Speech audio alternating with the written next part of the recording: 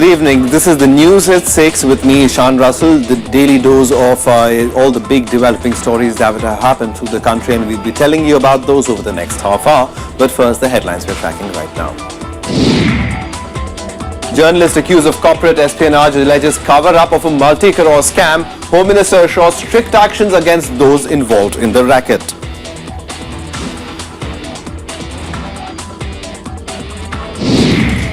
BJP and PDP inch closer to a deal to form the government in Jammu and Kashmir. Contentious issues like Article 370 and AFSPA discussed. Formal announcement likely next week.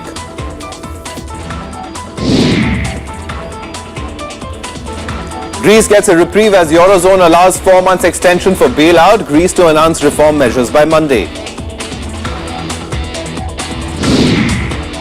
And India will take on South Africa in the second match tomorrow at Melbourne. Virat Kohli claims it will be a contest between Indian batsmen and South African bowlers.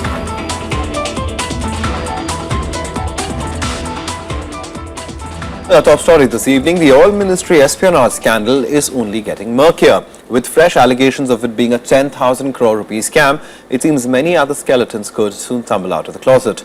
The leaked documents belonged not only to the Petroleum Ministry, but there were also some that were related to the Power and Coal Ministries and also to the Prime Minister's office. It's a 10,000 crore scam. You know, I was trying to do a cover-up. Energy consultant Shantanu Saikia making some serious allegations. Saikia has claimed that the entire episode is a 10,000 crore rupee scam and that he was merely doing a cover-up. It's a 10,000 crore scam. You know, I was trying to do a cover-up. Saikia, who was arrested by the Delhi police, has been accused of stealing documents from the ministry and leaking them to corporate houses. जो गुनहगार है वो तिलमिला के कुछ तो कुछ उनको कहना पड़ेगा। सब पुलिस की प्रक्रिया के अंदर इन्वेस्टिगेशन हो रही है, उसके सामने सारा विषय उजागर हो जाएगी, दूध का दूध पानी का पानी हो जाएगी। कोई भी व्यक्ति हो जो कानून के अंदर रहेगा वो सही होगा, जो कानून को अपने हाथ में लेना चाहेगा कानून वहां तक पहुंचेगी। Saikia's comments come 2 days after the police arrested 5 people, 2 Petroleum Ministry employees and 3 others in the case. With 7 more arrests on Friday, the total number of those held is up to 12. According to the police complaint, the stolen documents included inputs for the Union Budget 2015 and a letter concerning the Prime Minister's office. 5 व्यक्तियों को गिरफ्तार किया है। इनसे हमारी अब पूछताछ चल रही है। इनको कोर्ट में पेश किया जाएगा।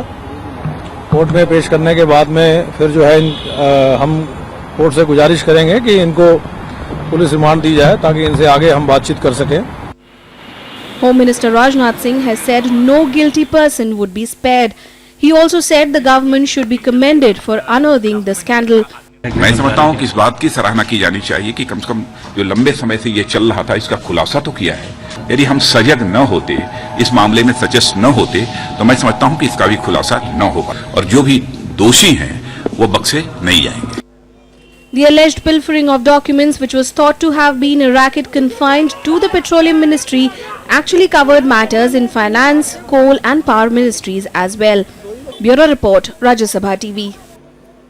After weeks of negotiations, both the BJP and the PDP are inching closer towards forming government in Jammu and Kashmir. Reports say both parties have agreed on a common ground on issues like Article 370 and AFSPA, on which both parties have held really opposed points of view. Early, the BJP had said that its talks with the PDP are proceeding on positive lines and things are narrowing down on crucial issues. Reports also indicated a climb down in PDP's earlier stand on AFSPA, while the BJP, it seems, has agreed to maintain the status quo on Article 370. Sources say PDP patron Mufti Mohammad Saeed is likely to meet Prime Minister Narendra Modi on Monday, after which a formal announcement is expected. हम दोनों पार्टियां sincerely प्रयास कर रहे हैं कि हम मुद्दों पर सहमति बना पाए, पर अभी भी एक आध मुद्दा ऐसा है जिस पर सहमति बनाना पूर्ण रूप से संभव नहीं हो पाया। इसलिए इसका जो समय लगेगा वो समय लगेगा। हम प्रयासरत है कि जल्दी एक सहमति पर पहुंचकर विषय को आगे ले जाए। भारतीय जनता पार्टी की जो कोर ग्रुप की टीम है ये दिल्ली गई थी, अपने शीर्ष नेतृत्व जो हमारा है उनसे मिली है, विचार विमर्श किया है। आने वाले दिनों में जिन मुद्दों पर चर्चा चल रही है वो चर्चा कैसे आगे बढ़े और वो मुद्दे जो हैं वो कैसे सुलझें। अब आगे निर्णय लेना जो है वो केंद्र का दायित्व है, वो जो निर्णय लेंगे वो हमें स्वीकार होगा। Now, Nitish Kumar will return as the Chief Minister of Bihar tomorrow for a fourth time. He'll take oath on Sunday. Meanwhile, Bihar Speaker rejected allegation by former Chief Minister Jiten Ram Manjhi that he's been biased towards the Nitish faction during the political crisis. After stepping down, Manjhi has ruled out joining the BJP ahead of the assembly polls. पूरे बिहार वासियों से मैं क्षमा मांगता हूं कि भाई मुझसे गलती हुई, माफ कर दीजिए। अब हम फिर कभी इस तरह के भावना में आकर कोई काम नहीं करेंगे। मैं इतना लोगों को आश्वस्त करना चाहता हूं। In a stark reminder to what Kejriwal did during the Delhi poll campaigns, Nitish Kumar apologized to the people of Bihar for stepping down last year as the Chief Minister. He will take oath for the top job for a fourth time on Sunday after winning the floor test comprehensively. He had the backing of RJD, Congress and CPI. However, these parties have not taken a final call whether to join the Nitish government. They all gathered at Nitish residence on Saturday for lunch after the floor test victory.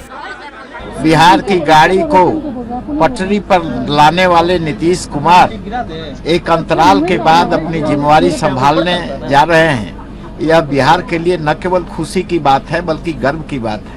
Jiten Ram Manjhi will be among those who are expected to attend the swearing-in ceremony on Sunday. Manjhi congratulated Nitish Kumar on his victory, but BJP and LJP slammed Nitish Kumar and his party for allegedly insulting Manjhi. Nitish Kumar ने जीतन राम मांझी का अपमान नहीं किया बल्कि पूरे बिहार के दलितों के साथ अपमान किया है, खिलवाड़ किया है, उनकी भावना को ठेस पहुंचाया है। नीतीश जी एक महादलित होने की वजह से मांझी जी को इतना अपमानित किया, उन्होंने इतना उनको बेइज्जत किया, यहाँ तक कि उनको अपमानित कर करके मुख्यमंत्री के पद से उनको हटा दिया, उनको इतना ह्यूमिलेट किया गया कि उनको इस्तीफा तक देना पड़ा। तो कहीं ना कहीं ये दर्शाता है कि भैया आपकी कथनी करनी में फर्क है। Meanwhile, Manjhi and his supporters will meet on 28th of February to decide their future course of action. He has so far ruled out joining BJP after his expulsion from JDU.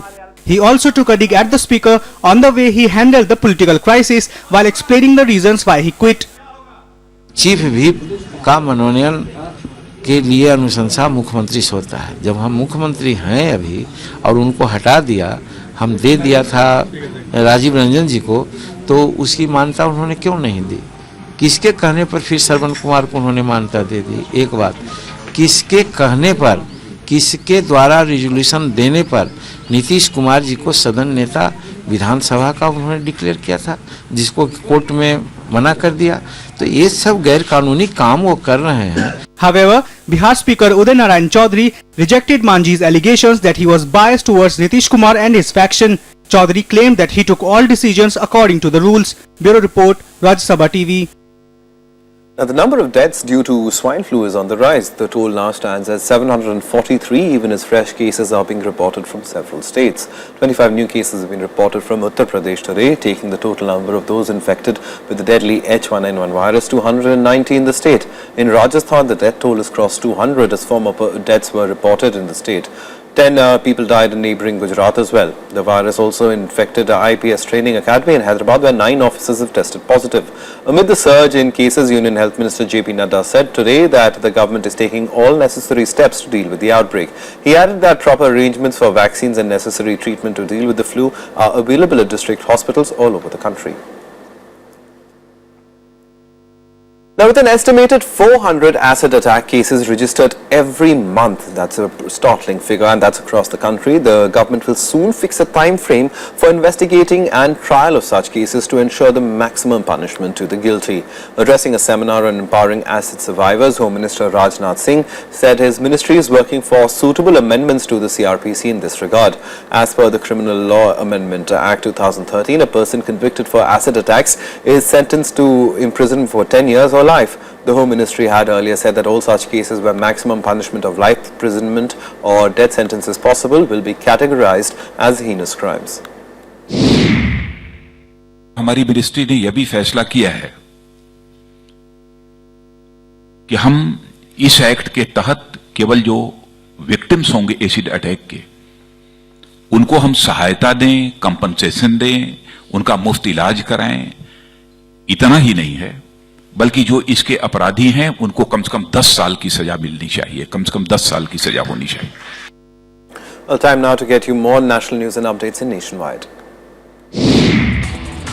2 terrorists were killed in an encounter with security forces in Kashmir's Baramulla district. Security forces were conducting a search operation after receiving information about the presence of militants. The terrorists were reportedly active in the area for a long time. The encounter carried on for about 2 hours.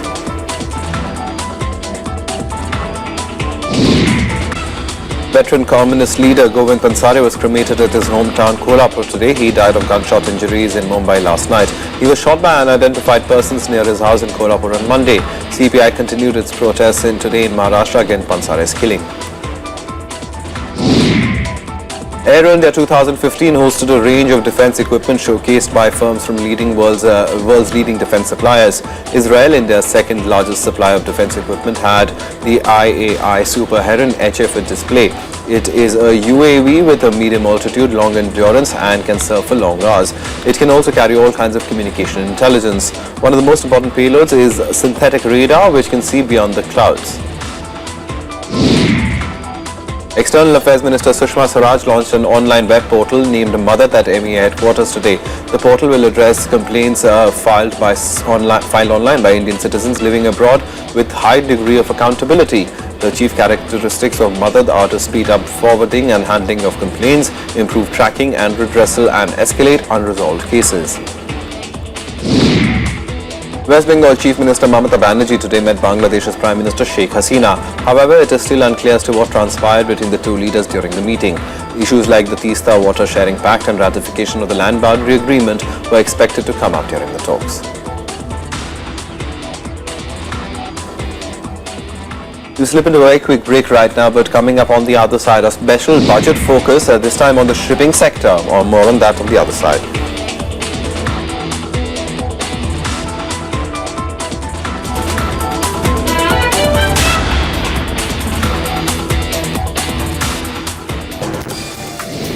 More autonomy to the Indian Institutes of Information Technology, Bihar to get another central university, and the schools of planning and architecture, now at par with the likes of IIMs and IITs. How do you see the things improving from here on? I think one of the best provisions of the bill is enhanced autonomy. Watch Law of the Land, 3 bills on higher education. This Saturday at 6:30 p.m. only on Rajya Sabha TV. हमारी अर्थव्यवस्था की रीढ़ है खेती। किसानों के कंधों पर टिकी है खाद्य सुरक्षा, लेकिन किसान ही हैं सबसे बेहाल परेशान। अगर हमें कृषि के जरिए देश का उत्थान करना है तो वो छोटे ही किसान होंगे जिन पर हमें बहुत ज्यादा विशेष ध्यान देने की जरूरत है। तभी 12वीं कृषि विज्ञान कांग्रेस का फोकस बने छोटे किसान। नमस्कार, इस एपिसोड में हम चर्चा करने जा रहे हैं कृषि शिक्षा की दशा पर। 4 दिनों तक चला गंभीर मंथन।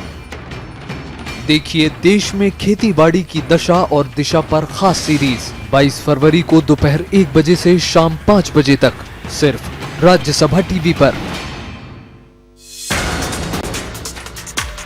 संसद का बजट सत्र, पेश होंगे रेल और आम budget.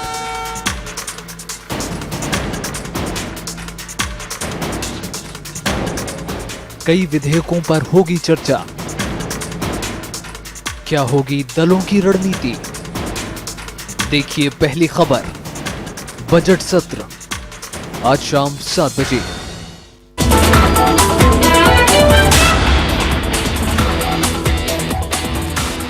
Welcome back. You're watching the news at 6. Now, some international news. Greece and Eurozone nations have agreed to a deal to extend financial aid after bailout talks in Brussels. Eurozone finance ministers reached an agreement to extend Greece's financial rescue program by 4 months. In return for the extension, Greece has agreed to present an initial list of reform measures by Monday. Ending days of acrimonious standoff, Eurozone finance ministers agreed in principle to extend Greece's financial rescue by 4 months. The agreement, which was in doubt much of this week, avoids Greece's catastrophic exit from the Eurozone. The authorities have today expressed strong commitment to a broader and deeper structural reform process and gave their firm commitment to, with immediate effect, refrain from any rollback of measures and unilateral actions that would negatively impact fiscal targets, economic recovery, or financial stability, which are the three key cornerstones of the program.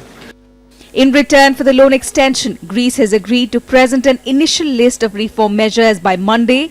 The Greek finance minister hailed the agreement as a first step on a long journey.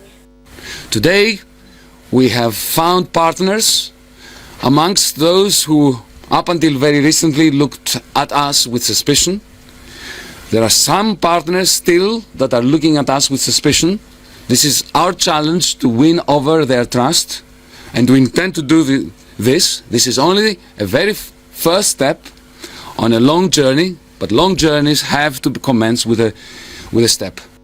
The new deal continues the terms of the November 2012 financial rescue that gave Greece money in exchange for tough reforms to the country's economy, including sharp tax hikes and budget cuts.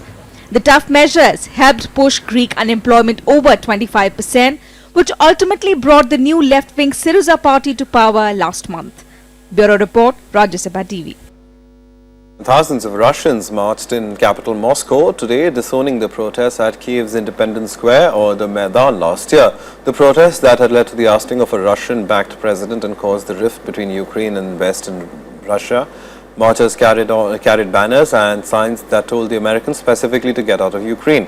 Organizers claim 20,000 participated in the Moscow march, which comes on the year anniversary of the deaths of more than 100 Ukrainian protesters on the streets of Kiev. Post that uprising, more than 5,600 people have been killed in fighting. Russia annexed the Crimean Peninsula from Ukraine, and relations between the West and Russia have fallen to Cold War era lows. In Devil's Thief, meanwhile, residents emerged from houses and cellars where they'd been seeking shelter for days from a grim crossfire that raged on the streets. The town has seen some of the worst fighting in the conflict recently. Rebels have control of the town as government troops retreated after days of fierce fighting. Meanwhile, Britain has once again threatened Russia with sanctions if the ceasefire did not hold in eastern Ukraine. What we need to do now is to deliver the strongest possible message to Putin and to Russia that what has happened is unacceptable, that these ceasefires need to hold, and if they don't, there will be more consequences, more sanctions, more measures. The truth here is that we have to be clear that we're prepared to do this for the long term. Let's now get you more international news stories and global buzz. Boko Haram militants killed at least 21 people in Nigeria. The attacks were carried out in 3 villages in northeast Nigeria state of Borno. One of them is near Chibok town, from where the group had earlier abducted 200 girls. The attacks come days ahead of the presidential and legislative elections, which the group had threatened to disrupt. New U.S. Defense Secretary Ash Carter made his first official visit to Afghanistan today. He said he would be open to slowing U.S. withdrawal plans from the country if necessary. Carter and Afghan President Ashraf Ghani are also expected to hold a joint news conference. Carter, who replaced Chuck Hagel as the Defense Secretary, was sworn in on Tuesday. A massive fire engulfed one of the world's tallest residential buildings in Dubai today. However, there were no casualties. The fire began on the 50th floor of the building of the residential Torch Tower on the northeastern end of Marina district. The cause of the fire is not yet known. Hundreds of people were evacuated to safety. Now, time for our special series on the union budget and expectations from it. And among infrastructure development initiatives, port-led development is a focus area for the Narendra Modi government. Along with the ambitious Sagarmala project, both could get their initial allocations in the upcoming budget. Here's more.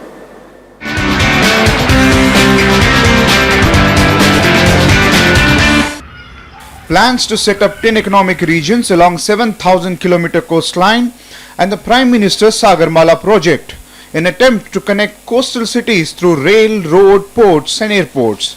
On Budget Day, the Finance Minister's announcements will be heard with much interest on what they mean for these two projects of the Modi government. Actually receiving the Prime Minister's personal attention, and it is the way he has defined it, it's called the Sagarmala, which is port-led development. That is those are the three words that define the entire Sagarmala approach. We've got a huge concept note which has been worked out. Recently, I got an in-principle approval from the Committee of Secretaries. Now I'm sort of looking into it and have to take it to the Cabinet and so on and so forth. In the last 5 years, the private sector invested over 33,000 crore in major port projects awarded on PPP basis. As part of the port-led development program of Modi government, Jaitley proposed 16 new projects under PPP mode. But so far, no project has been started. Industry is concerned about the delay in initiating these crucial schemes. On an average 2.5 years we are coming where the bidders are reacting on your project. At that point of time, in some of the cases we are realizing that our project was not properly drafted, not properly planned. Apart from delays, project approvals and implementation, the port sector also has a shortfall of skilled professionals. Indian port sector reportedly needs 5,000 skilled harbour and port engineers in next 10 years. But lack of policy framework has limited the scope of employment. Jaitley announced a policy to increase jobs at shipyards and ports, but even that hasn't taken off. If that happens, my understanding, my gut feeling is that in 10 years you will have to have minimum actually 5,000 port and harbour engineers in India required. We don't have that. We have barely 200 only ports and harbour engineers. I can tell you only 100 engineers we can do a detail engineering of ports, all aspects of ports. That's one side. A key announcement by Jaitley in his last budget speech related to shipbuilding. A policy for encouraging the growth of Indian-controlled tonnage will be formulated to ensure increase in employment of Indian seafarers. In the absence of a follow-up action and a comprehensive framework for the shipbuilding sector, the industry awaits more clarity on issues like taxes and import duties on shipbuilding sector. People working in shipping sector are expecting a clear-cut policy indications from Arun Jaitley's budget.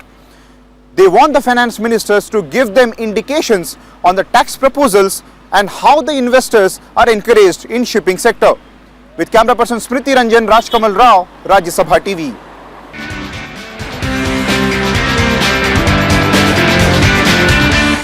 Time for another quick break, but coming up on the other side, all the action from the Cricket World Cup. We'll also be previewing India's big match against South Africa tomorrow.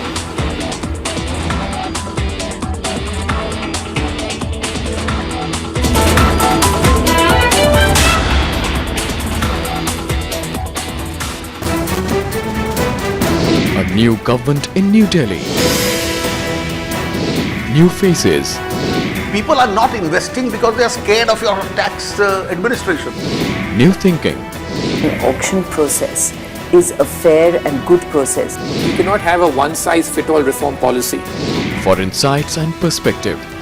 Judiciary should be more concerned about corruption within itself.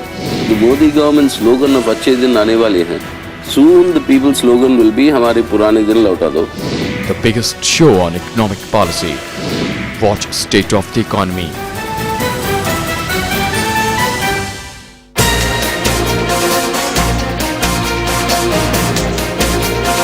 Jammu Kashmir में बनेगी BJP PDP सरकार। न्यूनतम साझा कार्यक्रम में धारा 370 और AFSPA पर हुए मतभेद कम। देखिए पहली खबर, जम्मू कश्मीर सरकार गठन, आज रात 8 बजे।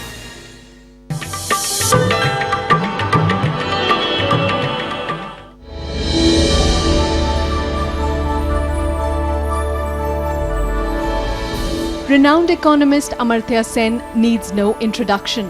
Recipient of the Nobel Prize for Economics in 1998, Sen has always shown a keen interest in the problems of the underprivileged. He has made immense contributions to the discipline of welfare economics and social choice theory, and his books have been translated into more than 30 languages. In 2010, Amartya Sen was listed among the world's 50 most influential people who matter.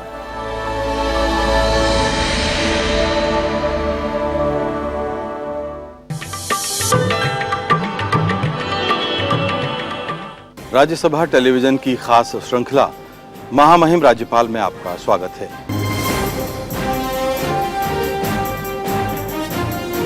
स्वैच्छिक क्षेत्र है, ये लोकतंत्र का 5वां स्तंभ है। लोकतंत्र को बनाने में, लोकतंत्र को संवर्धित करने में, लोकतंत्र को सुधारते रहने में ये बहुत बड़ा काम है। महामहिम राज्यपाल में इस बार गोवा की राज्यपाल मृदुला सिन्हा से मुलाकात, सिर्फ राज्यसभा टेलीविजन पर।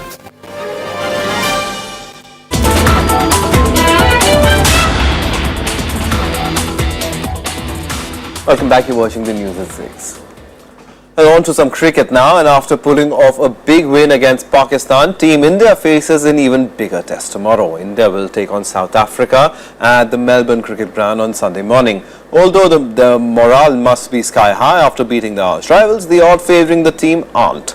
South Africa has won all 3 World Cup encounters against India. Indian Vice-Captain Virat Kohli said the key battle will be more between the Indian batsmen and the South African bowlers. And the West Indies notched their first win of the World Cup, crushing Pakistan by 150 runs at Christchurch today. West Indies posted a total of 310 runs, with 115 runs coming in the final 10 overs. Lendl Simmons and Darren Sani scored half-centuries, while Andre Russell made a quick-fire 42 of just 13 balls. Pakistan, in reply, had the worst start to an innings in World Cup history. They were reduced to 1 for 4. Shoaib Maqsood and Umar Akmal tried to revive Pakistan's batting with an 80-run partnership, but it could not avoid the humiliation. Pakistan was bowled out for just 160 runs. The second match between Australia and Bangladesh was abandoned due to rain. Both teams shared 1 point each.